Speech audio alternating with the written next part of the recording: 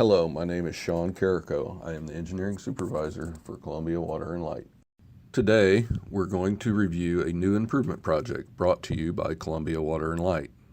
We are excited to share this project with you, our customers, and to continue to provide you with safe, reliable, and affordable water service long into the future. In this video, we will start by sharing an overview of the McBaine Water Treatment Plant Improvement Project. We'll also take a slight detour to review how safe, clean drinking water gets to your home. Then we'll dive deep into the purpose of the project and talk more specifically about how we're replacing aging infrastructure, restoring water treatment capacity, improving current treatment performance, and preparing for potential future treatment enhancements. We'll also review the project process, schedule, and how you can stay informed along the way. Built in 1970, the McBaine Water Treatment Plant is owned and operated by Columbia Water and Light, the area's water and power utility. The McBaine Water Treatment Plant serves 50,300 customers, a population of roughly 115,000 people who live and work in the Columbia area. The treatment plant provides water for families in an 89 square mile area. The area, shaded in dark gray on this map, represents the City of Columbia's water service territory. Also noted in the lower left-hand corner of the map is the location of the Missouri River groundwater aquifer from which the city draws its raw water supply, and the location of the McBaine Water Treatment Plant. Before we review improvements to the McBaine Water Treatment Plant, let's review how you get your drinking water. How does Columbia Water and Light deliver clean, safe water to your family? My name is Kevin Wiggins. I'm the Water Production Manager for the City of Columbia, Missouri. The City of Columbia, Missouri gets its source water from the Missouri River alluvial aquifer. The City of Columbia has 18 wells located in the Missouri River bottom. An alluvial aquifer is an underground water source beneath the state's floodplains. Once the water is taken from the well field, it is delivered to the plant. At the water treatment plant, the water first flows through aerators and is exposed to air that is drawn through the aerators by fans. This oxidation of the well water reduces levels of iron, carbon dioxide, and hydrogen sulfide that are naturally found in the water. Once the water leaves the aerators, it travels to our primary basin. In the primary basin, lime is added to the aerated water, and a chemical reaction occurs between the lime and the calcium and magnesium dissolved in the well water. Heavy and soluble particles of calcium and magnesium form and settle to the bottom of the softening basin, and as it accumulates, it is piped to the storage lagoons. This process physically removes 50% of the hardness-causing minerals from the water. Softened water enables you to use less laundry detergent and reduces scale formed in the water heaters and pipes. Once the softened water leaves the primary basin, it travels to the secondary basin, where the City of Columbia adds chlorine to help disinfect the water to prevent bacterial growth. This disinfection method used in Columbia allows for disinfection of the water throughout the distribution system all the way to the faucet. Any particles remaining in the water after the softening process and the primary disinfection are filtered through layers of anthracite coal and sand. Chlorine is added before and after filtration to prevent bacterial growth. Fluoride is added to meet Environmental Protection Agency recommendation and helps improve dental health. Now the water is clean, safe, and ready to drink. It is distributed throughout the City of Columbia to many reservoirs and towers until needed for use. My name is Ryan Sapples with HDR. I'm the project manager for the water treatment improvements. Now that we have a better understanding of how water is treated and delivered to your home, let's review the upgrades that are needed in order to continue to deliver clean and safe water to your family. We kicked off the McBaine Water Treatment Improvement Project in the fall of 2020. Our primary purpose and goals for the project are to replace aging infrastructure for enhanced reliability, restore water treatment capacity, improve current treatment performance, and prepare for potential future treatment enhancements. The initial phase of the project will not fundamentally change the treatment process, but will rehabilitate it and replace aging equipment. It's extending the lifespan of this critical facility to provide enhanced water treatment and reliability well into the future. Our first goal is to replace aging infrastructure. The McBaine Water Treatment Plant has served local families and businesses for 51 years. The plant went through upgrades in '94 and 2007, but is aging. Some equipment's nearing the end of its useful life and must be replaced for enhanced reliability. We started by conducting a condition assessment, evaluating the entire facility from the inlet to the outlet for performance, reliability, and longevity. We evaluate each piece of equipment looking at age, corrosion, and other characteristics.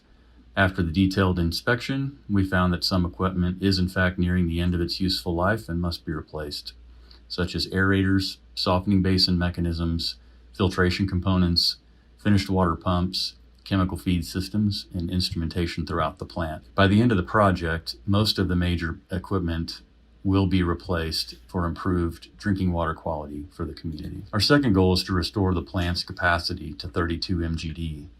While the treatment plant did have an original design capacity of 32 MGD, currently it can only treat 24 MGD reliably. Our third goal is to improve treatment performance. These improvements include adding recarbonation to the treatment process, which will provide more control over the softening process and better control finished water quality. Modify filtration piping and replace filter media and under drains to improve filtration performance. Replace current finished water pumps, which are impacting filter performance, with new free-flowing filter effluent wet well. Automate operation to more efficiently distribute water to the customers. Replacing aerators with higher efficiency units will further reduce levels of iron, carbon dioxide, and hydrogen sulfide, as well as reduce lime addition and solids production. New clarifiers and recarbonation will further improve efficiency of the lime softening process, removing more minerals and solids. Improving softening will then ease the load on filters, which remove finer particles. Separating finished water pumps from the filters will allow the filters to free drain, lessening filter stress and particle breakthrough. Finished water is then disinfected and distributed to the community. And now I'll turn it over to Trent Stober to talk a little bit more about next steps. Thanks, Ryan, for that great discussion about the upcoming improvements to the McBaine Water Treatment Plant. My name is Trent Stober, and I'm just incredibly proud to be here to discuss this important project, being a long-term resident of the City of Columbia and customer as well. As we move forward with this treatment project, we're also evaluating future treatment improvements to provide enhanced water quality. So through this project, we'll recommend holistic long-term water quality goals that will be informed by treatment costs and benefits.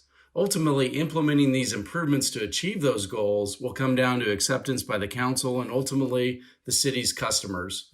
So we're evaluating a wide array of alternative treatment processes, both at the bench or laboratory scale and pilot scales where we have small replicas of treatment processes.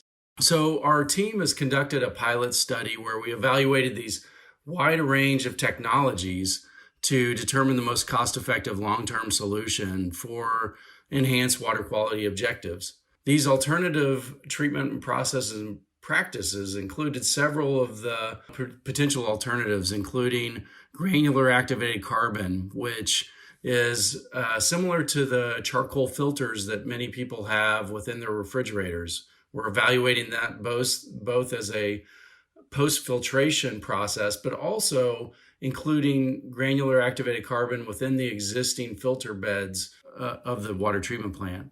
We also evaluated ozone biofiltration, where we use ozone to oxidize some of the organics and then use a sustainable biological process to chew up those organics before we disinfect the water. We also evaluated higher rates of filtration for our filters, and then also enhanced lime softening that will now be an available practice with the improvements in the McBaine plant. We have a video that provides greater details on the study, an actual video of the pilot units themselves that's available on the city's website. This pilot study just gives us a great opportunity to test multiple technologies and ultimately evaluate what is the most cost-effective long-term solution for any enhanced water quality goals. So I'm proud of the progress we've made on the project so far.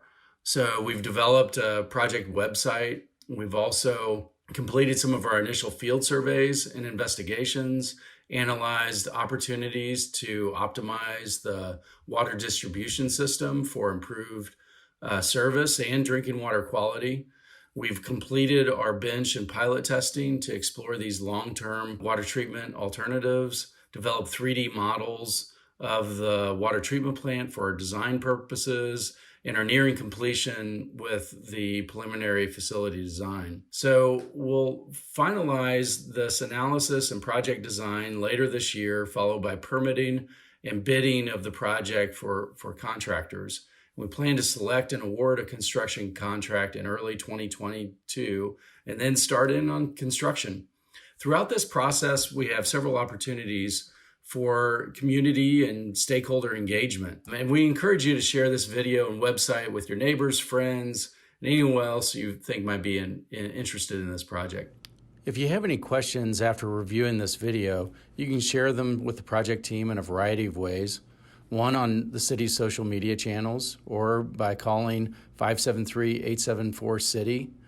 That's 573-874-2489. You can also email at wlmail@como.gov, or participate in future meetings where we'll continue to share project progress and the findings from our studies. We're not sure what that platform's going to be, given the challenges that we've had with the pandemic, but these will be great opportunities to get engaged with the project and the project team. So thanks again for joining us today to learn more about the McBaine Water Treatment Improvement Project. And stay tuned for updates on the city's Facebook page, as well as future editions of the City Source newsletter.